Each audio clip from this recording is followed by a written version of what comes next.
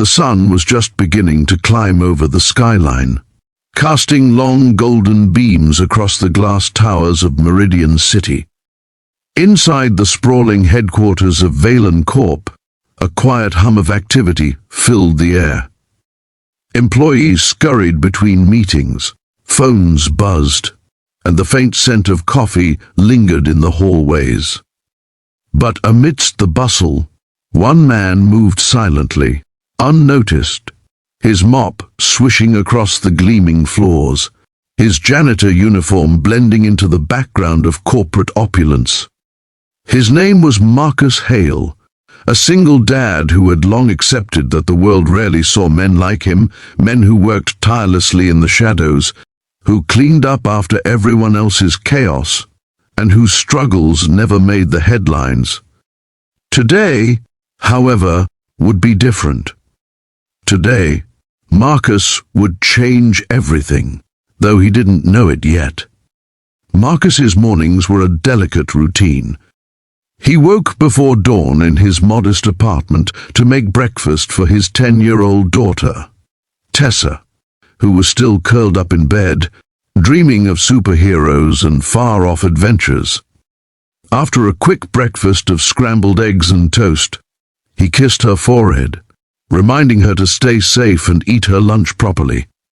Then, with a weary sigh and a silent prayer that his health would hold out, he caught the bus downtown. Life hadn't been easy since Tessa's mother left, and every day was a battle against exhaustion, financial strain, and self-doubt. But Marcus had pride in his work, dignity in his routine, and an unwavering love for his daughter that kept him going when nothing else did. On this particular morning, the office seemed brighter, almost deceptively calm. The CEO of Valen Corp, Veronica Ashford, was expected to arrive for a crucial board meeting. Veronica, a woman in her late 30s, was known for her sharp mind, ruthless business tactics, and impeccable style. She commanded respect wherever she went, but she rarely noticed anyone outside her immediate circle.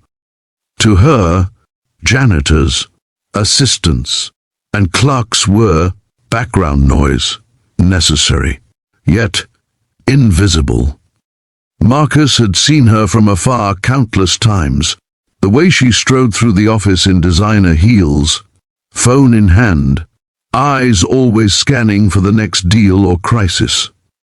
He had always respected her authority, but never imagined he would one day risk his life for her. The first moments of the morning passed uneventfully. Marcus pushed his mop across the marble floors, methodically cleaning as he watched the city awakening through the giant windows. Then, just as Veronica stepped into the main lobby, the unthinkable happened. A loud bang shattered the calm. Panic erupted like wildfire. People screamed and ducked. Papers flew, and the polished floor became a chaos of fear.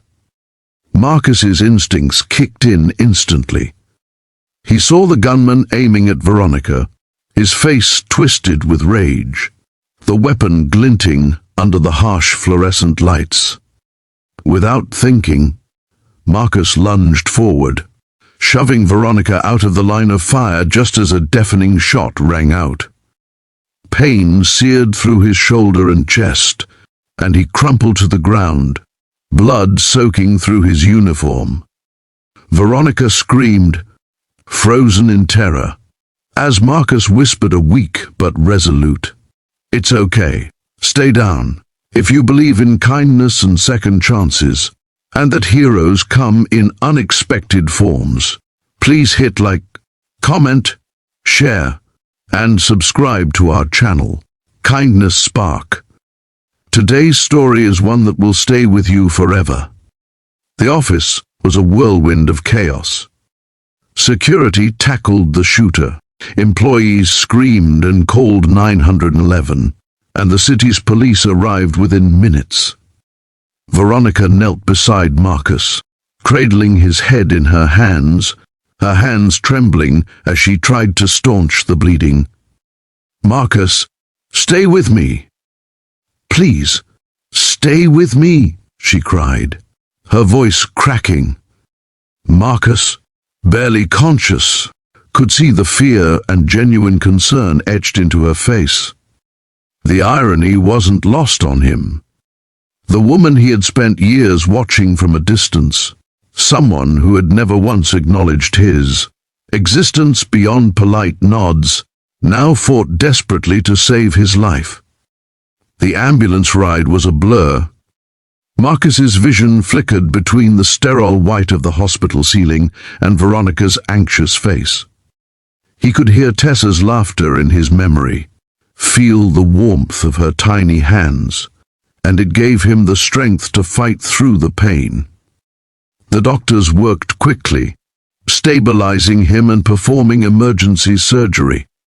Veronica stayed by his side the entire time, refusing to leave even when urged by hospital staff.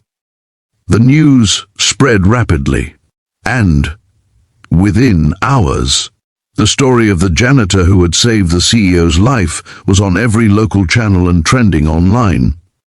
People were calling Marcus a hero, yet he barely felt heroic.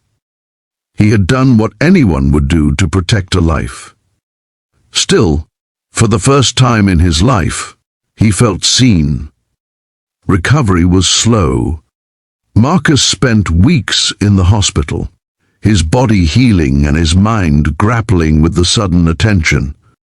Donations poured in from strangers moved by his courage, and the local community organized fundraisers to support him and Tessa. Veronica, who had been absent from Marcus's world before, suddenly became a constant presence. She visited daily, bringing books, food, and heartfelt apologies for never noticing him before. Over time, a quiet bond formed between them, not romantic, at least not yet, but a mutual respect and understanding that transcended their social and professional differences. Back at Valen Corp, Veronica couldn't ignore what Marcus had done. She called an emergency board meeting, not to discuss profits or mergers, but to address the culture within her company. She realized that heroes weren't always in corner offices. Sometimes they were the people who swept the floors, served coffee, and quietly kept the engine running. She instituted new policies to ensure fair treatment, benefits, and recognition for employees at all levels. Marcus, once invisible, was offered a position of respect and responsibility, not just for his act of bravery, but because Veronica had finally seen his worth, his intelligence, and his integrity. The company culture began to shift, slowly but steadily, creating a ripple effect that reached every corner of the organization. Despite the physical pain and emotional strain, Marcus found a renewed sense of purpose.